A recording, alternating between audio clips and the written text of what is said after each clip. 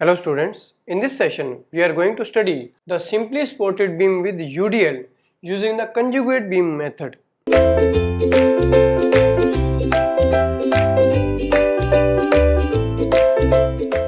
Our aim is to find out the slope and deflection of this simply supported beam loaded with UDL. W kilonewton per meter is the load, right? So after deformation, what is the deformed curve? Elastic curve, that is like this, and there will be maximum at the center. This is C point at the center. We are getting the maximum deflection and we are getting the slope maximum at point A.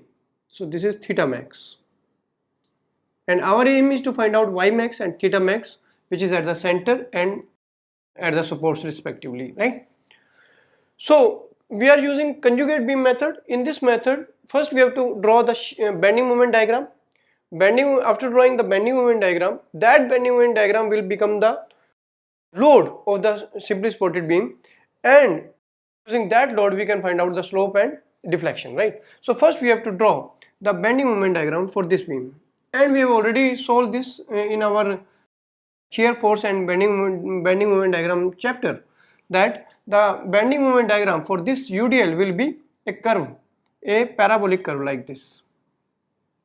You will get this type of curve, and bending moment will be maximum at the center, and it is a parabolic curve, right? And the loading will be maximum at this point, and this length, this height of the bending moment, this maximum bending moment will be the amount will be, that is W, the length, L square by 8, right? You can see here this in this your shear force bending moment diagram, or you can take any section at a certain distance x and you can find out the load of this, the bending moment diagram for this, right? So suppose this is the bending moment diagram, and now the beam is loaded with this diagram, with this load, loaded with the bending moment diagram with a width of EI, right? And these are the simply supports. These are the supports for the conjugate beam. Now this is our conjugate beam, right? It has A point, B point and C point, right? So this is now the conjugate beam, right? And the total load of this curve, this is a parabolic curve, right? So convex is outside, concave is inside. So you can find out the total load for this. The total load will be given by the P for this will be given by that will be equal to in triangle, if it is a triangle, that is half multiplied by base multiplied by height. For this parabola we can find out, we already seen that this is 2/3 of base multiplied by height. Our base is L, length, multiplied by height. Height is the maximum distance or maximum bending moment, that is WL square by 8. So this is WL square by 8, and as it is loaded with the width EI, so it is divided by EI. We can directly divide it by EI, or you can later on divide it by EI. So it will become WL cube by 12 EI.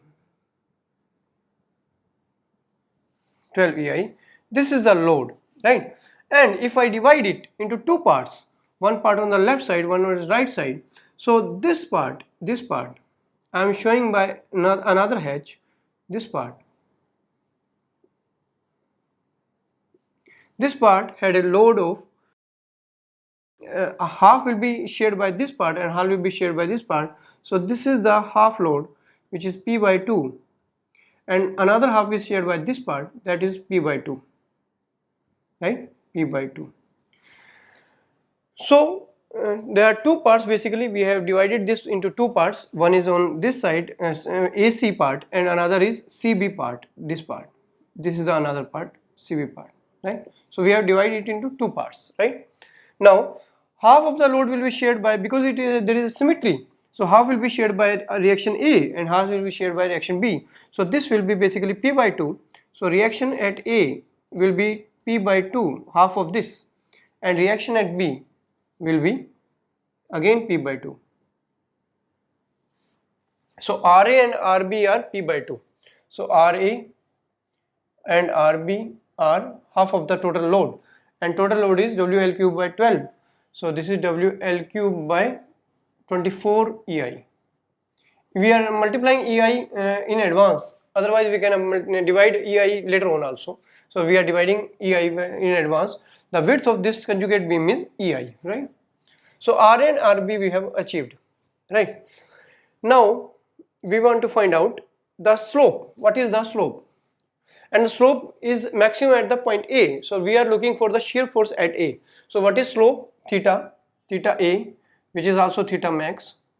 This is the shear force at A, right? Because we are looking for A point. Shear force at A in conjugate beam. We are talking about the conjugate beam. This beam. This is our conjugate beam. Conjugate beam, right? So in conjugate beam. So because this is a conjugate beam method. So theta A is theta max, which is shear force at conjugate beam. And what is shear force at A? That is P by 2 reaction, because there is one force only at point A, that is a reaction. So theta A will be equal to theta max will be equal to P by 2, which is equal to the reaction RA, and that will be equal to W L cube by 24 EI. 24 EI. So this is one of the answer, that maximum slope in simply supported beam is WL cube by 24 EI. This is the one of the answer, and this is important because you have to remember this also, right? This is the theta max, WL cube by 24 EI. Now this is one of the answer. Now we want to find out the deflection. Deflection is maximum at C point. The deflection is maximum at C point. For finding the deflection, at which the deflection is maximum, we have to take the bending moment at this point in the conjugate beam. So we have to find out MC in the conjugate beam, right? So Y max is basically, which is YC, is basically bending moment at C in conjugate beam. We are talking about conjugate beam, this beam, right? So what is bending moment? There are two forces basically. If we take forces to the left of the section, there are two forces. One is this RA P by 2, another is this P by 2 due to this part AC, and the distance of this force, which is P by 2 from the C, is, you know, in parabola, this type of parabola, this distance is suppose x bar, and this x bar is equal to, this is 3 by 8, from vertex it is 5 by 8, and from the base it is 3 by 8, right? So this is 3 by 8 times the total distance, and total distance is L by 2. So this is L by 2. So this is 3 by 16 L basically, right? 3 by 16 L, right? So this is the x bar. So we will be using this x bar for finding the moment of this P by 2, and this moment of this P by 2 is this P by 2 multiplied by L by 2. So total moment at C, which is YC or Y max, that is equal to moment of this, it is taken as positive, so this is P by 2 multiplied by L by 2 minus, this is negative, P by 2 multiplied by x bar. So this will be equal to P. What is P? P is WL cube by 12 EI.